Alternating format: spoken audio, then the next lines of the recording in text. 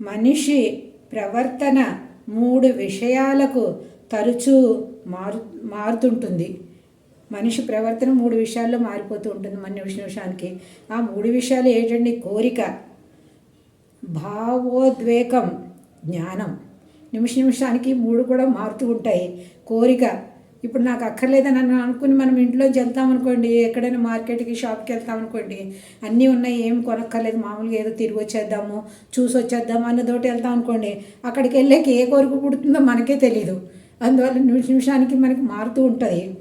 భావోద్వేగం, ఎవరి గురించి అయినా మనకి కోపం వచ్చింది అనుకోండి, వాళ్ళు మనకు సమాధానం చెప్తే అప్పుడు మనందరం మనం అనుకుంటాం, పోలే ఏదో కోపంలో చెప్పారు, లేదు మంచిగా ఏదో వాళ్ళు మూడు బాగుండులే అని మనందరం మనం సమర్థించుకుంటాము. అదే ఎవరైనా వచ్చి రెచ్చగొట్టారు, నీకు అంతలా సమాధానం చెప్పింది, నువ్వు ఎందుకు ఊరుకున్నావు, నువ్వు మాట్లాడాలి కదా అని ఎవరైనా అన్నారనుకోండి, ఎప్పుడైనా మన మనసే మనం ముందుకు తీసుకొస్తుంది, ఎంతవరకు సహించుకోగలుగుతావు అని మన మనసు మనం ముందుకు తీసుకొచ్చిందండి, భావోద్వేగం మొదలైపోతుంది. అది జ్ఞానం మనము ఎప్పుడైనా సత్సంగం వెళ్ళామనుకోండి, గుడికి వెళ్ళామనుకోండి, మంచి మంచి ఆలోచనలు, మంచి జ్ఞానం మనకు వస్తుంది, ఆటోమేటిక్గా వస్తుంది. అది మన ఇంటికి వచ్చేసరికి ఎవరన్నా మనకు కనపడింది అనుకోండి, తప్పు చేస్తున్నారు, సమాధానం చెప్పారు, ఇంతసేపటి వరకు రాలేదు అన్నారంటే ఆ జ్ఞానం అంతా వెళ్ళిపోతుంది, ఎక్కడికి వెళ్ళిపోతుందో తెలియదు మనకిని. అందువల్ల ఈ 3 కూడా మనిషిలో చేంజ్ అవుతూ ఉంటాయి. ఇంత జ్ఞానం ఎన్ని వచ్చింది, ఇంత గుడికెళ్ళి వచ్చింది, ఇంత భక్తి చేసి వచ్చింది, అయినా కూడా సమాధానం చెప్తుంది అంటారు. నిజమే కదండి, మరి జ్ఞానం తెచ్చుకుని వచ్చాము, మన జ్ఞానం ఏం నేర్పింది, ఎవరు కోపడినా మనం కోపడకూడదు అని మనం జ్ఞానం మనం చూసి వచ్చాము, వినొచ్చాము, అయినా కూడా మనకి మారిపోయింది మనసు. ఈ 3 కూడా ఎప్పుడు కూడా మనిషిని మార్చేస్తూ ఉంటాయి. ఈ విషయాలన్నీ మనకి ఎందుకు చెప్పుకుంటున్నామండి?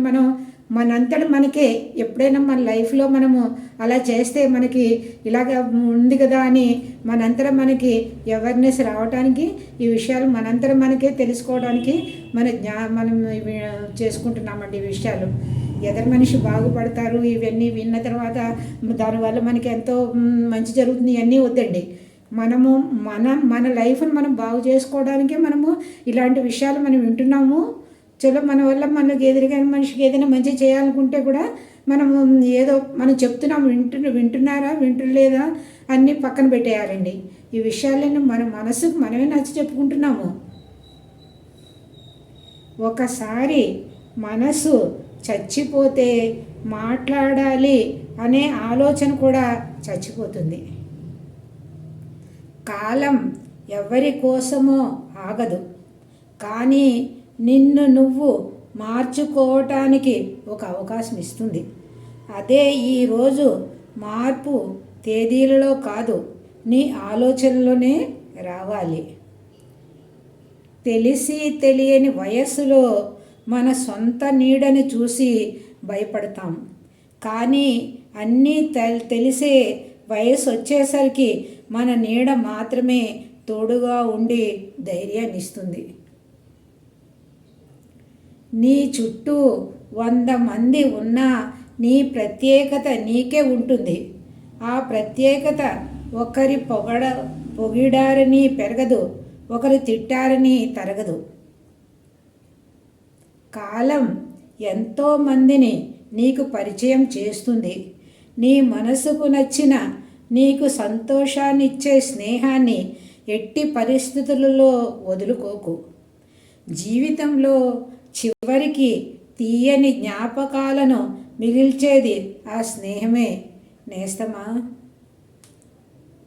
బలవంతుడు తన భవిష్యత్తును నిర్మించుకోవటానికి శ్రమిస్తాడు, బలహీనుడు తన గతాన్ని నిందించుకుంటూ జీవితం గడిపేస్తాడు.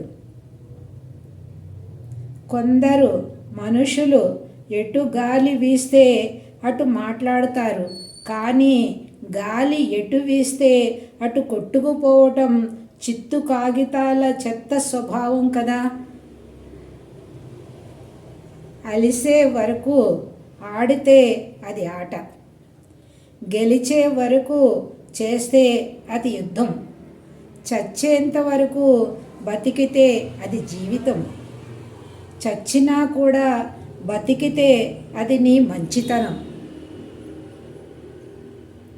ఆస్తులు కూడబెట్టినంత మాత్రాన శ్రీమంతుడు కాలేరు, గుడిసెలో ఉన్నంత మాత్రాన పేదవాళ్ళు కారు. ఆపదలో ఉన్న సాటి మనిషికి సాయం చేసే మనసున్న ప్రతి ఒక్కరూ శ్రీమంతులే. ఎన్ని మంచి విషయాలన్నీనండి, మన కోసమే ఇవన్నీ, ఎవరి కోసం కాదు ఈ వీడియోస్ చేస్తున్నది.